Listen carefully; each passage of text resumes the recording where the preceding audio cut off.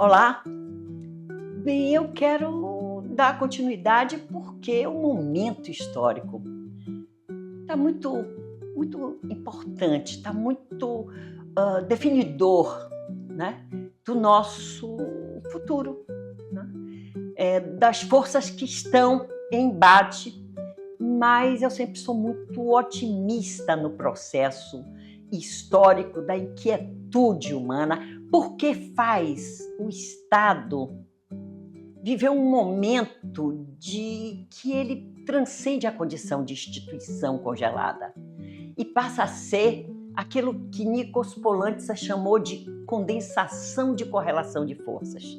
Então, nós temos que ter, no meu pensamento, na minha concepção de história, como mutabilidade, como dialética, de forças que se confrontam, que se questionam, onde o novo pode não estar totalmente pronto, mas a gente já sabe o que não quer, né? Pode não saber que futuro está se desenhando, mas sabe o que é que não quer levar para o futuro. Eu acho que esse é um momento rico, ou criativo, ou de combate necessário, de forças de um Brasil que a gente não quer levar para os próximos 500 anos. E eu vou trazer aqui uma pergunta que eu acho muito importante, que é uma passagem de um livro que foi escrito exatamente num período de confronto com a ditadura, na transição que nós vivemos de enfrentamento da luta pela redemocratização no final dos anos 70, né? A luta por anistia, a luta depois no início da década de 80 do século passado, 83, 84, por direta já, né? Então, foi publicado um livro de um sociólogo, Francisco Verfort, professor, sociólogo da USP. Ele, como um homem também de vida partidária, foi um dos fundadores do Partido dos Trabalhadores nessa fase. Ele escreveu um livro que é uma espécie de resposta a um cônsul americano que perguntou: por que é que vocês falam em democracia e não em socialismo? Qual democracia que vocês estão falando? E ele, Francisco Verfort, abre o livro com uma frase muito interessante. Qual democracia? Se Karl Marx, fosse brasileiro, teria dito certamente que a ditadura é a forma por excelência de dominação burguesa. E talvez dissesse também que a democracia é a forma por excelência de rebeldia popular. Isso escrito esse livro foi publicado em 1992, desse processo vivido na década de 80, na década anterior, que no final vai resultar numa nova Constituição, numa nova perspectiva institucional, né, de garantias, de capítulos que envolvia a questão de direitos sociais, garantias sociais, mesmo que nessa Constituição já estivesse embutida a perspectiva de 5 anos depois fazer uma reforma constitucional, porque naquele momento político as forças populares, a sociedade civil organizada impôs ou impediu que as reformas neoliberais, tendo como pilar central desse neoliberalismo a supremacia do privatismo, do privado sobre o público, sobre interesses públicos, sobre ações dirigidas ao público, a construção de uma nação com essa função social e a responsabilidade pública. Então, essa reforma já estava prevista e que vai resultar na reforma constitucional e na eleição de Fernando Henrique Cardoso em 1994, quando, a partir dali, esses elementos, esses fundamentos de um Estado, ou de uma política, ou de governança, ou de perspectiva política, era do mundo da privatização, da hipervalorização do privado. Então, eu gosto dessa frase, dessa pergunta, qual democracia, quando ele se reporta que na história política do Brasil, se Marx fosse contemporâneo, diria que todos os golpes de Estado, né, vividos civis ou militares da nossa República, sempre se qualificaram em defesa da democracia, né? E que toda manifestação e organização popular demandando um Estado social de garantias, de defesa e de proteção do público, fosse considerado como democracia, que é a expressão de democracia, a demanda social, a organização da sociedade civil, fosse considerada como suspeita, banditismo ou rebeldia popular. Isso é o que marca a nossa história das lutas sociais, né? Sempre é algo criminoso, é algo que ameaça a ordem, né?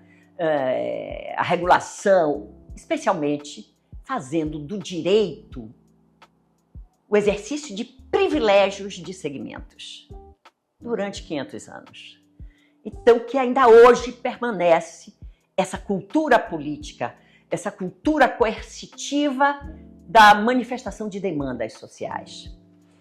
E quando eu fiz a pergunta de qual o melhor lugar do mundo para começar um experimento de anulação estrutural da limitada dimensão protetora do Estado moderno, limitação protetora, especialmente de que lugar nós estamos falando, essa é uma pergunta formulada, como eu já disse no capítulo anterior, no episódio anterior, uma pergunta formulada pelo professor Vladimir Safatler.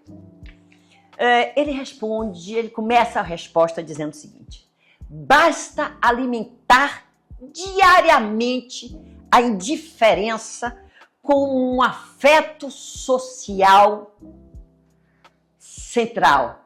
É a tal da empatia. Nós mudamos esse conceito de afeto, de relação social, o afeto, especialmente o afeto solidário, comunitário, público, como uma centralidade. É preciso alimentar a indiferença ou a negação desse afeto.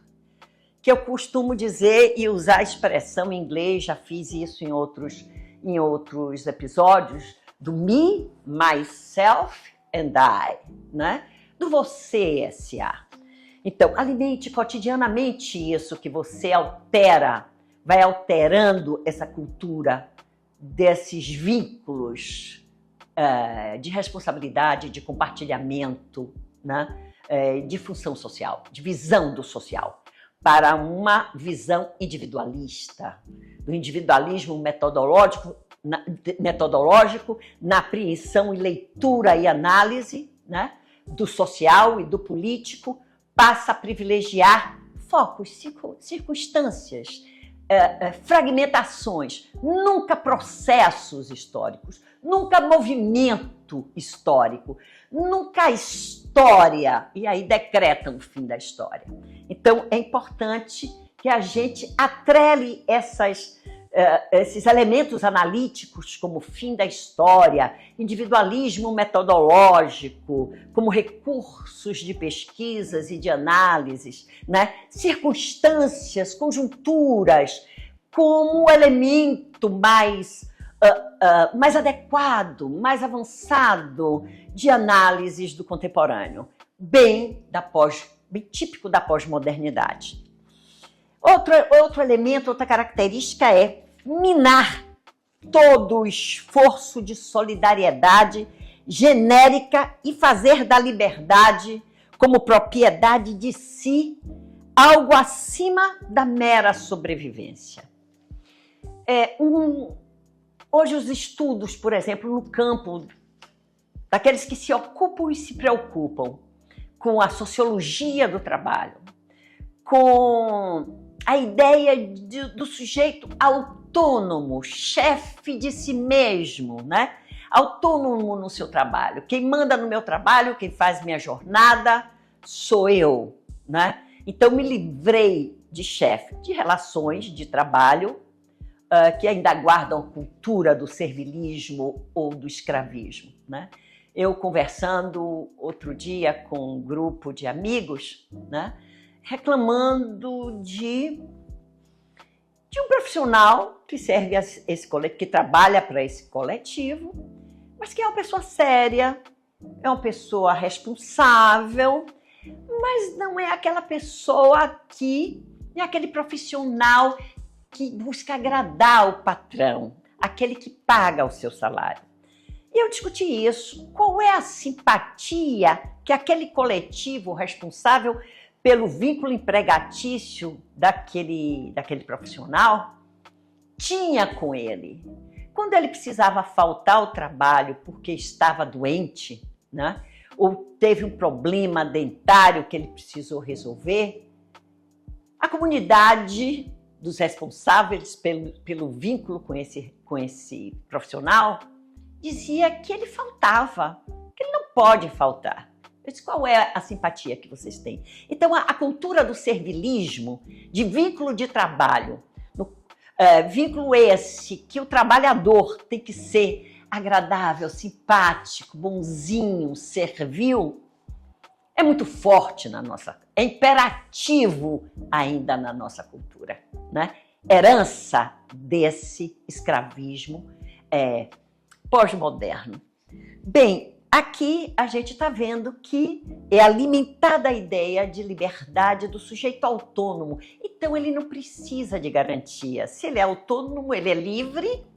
Então, para quê? Ele terá garantias trabalhistas, ele terá garantias de Estado. Esse é um elemento daquela mudança paradigmática de Estado com responsabilidade social na pós-modernidade. Pois é, uma versão macabra de liberdade ou morte, que funda o país como nação independente. Pois e essa é a responsabilidade do sujeito que se acha livre, né? Independente, autônomo, sem patrão, sem ideia de patrão, que para ele, de uma forma mais imediata, né? Mais individual, o elemento do mundo, do indivíduo como responsável pela sua felicidade ou sua infelicidade, pela sua competência ou incompetência, pelo seu fracasso ou seu sucesso, é o indivíduo. Essa visão coletiva pública desaparece, né? Desaparece, declina, né? Declina e o sujeito passa a se sentir responsável por esse fracasso ou pelas suas dificuldades ou pelo seu insucesso. E aí é importante a gente lembrar que quando vira o binômio liberdade ou morte, nas palavras ou no escrito de Vladimir Safatler, nós temos que considerar a política ou a gestão administrativa como racionalidade de gerência de recursos públicos que devem ter responsabilidade fiscal e não gasto social, mas essa responsabilidade nós estamos falando que, do ponto de vista macro, o que a gente está assistindo à efetivação do que a gente pode começar qualificando como necropolítica. Num Estado liberal, onde a liberdade é responsabilidade do indivíduo e não das instituições de um coletivo ou de Estado para o qual ele foi criado, e que passa a ser a responsabilidade individual da morte do indivíduo e da morte, que é também a morte de coletivos. Vejo vocês no nosso próximo episódio.